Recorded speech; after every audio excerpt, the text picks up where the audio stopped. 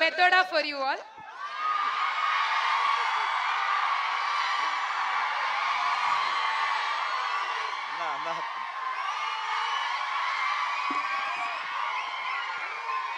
అందరికీ నమస్కారం అండి. అన్న 5 నిమిషాలు అన్న మళ్ళీ మాట్లాడినవారు అన్న 1 నిమిషం.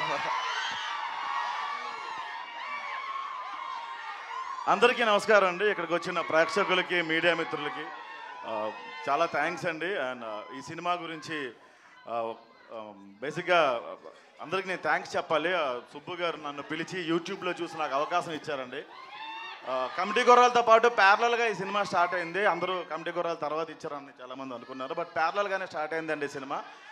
అలాగే అల్లరి నరేష్ గారి గురించి చెప్పాలి అంటే ఆయన చాలా వైవిధ్యమైన పాత్రలు ఎప్పటికప్పుడు మనకు చేస్తూ షాక్ ఇస్తూనే ఉన్నారు. నేనుతో ఆయన అలాంటి వాటికి నాంది పలికారు కాబట్టి నాంది తర్వాత తీశారు ఆయన. ఇప్పుడు ఊరమాస్ బచ్చలమల్లితో డిసెంబర్ 20 తారీఖున మన ముందుకు రాబోతున్నారు.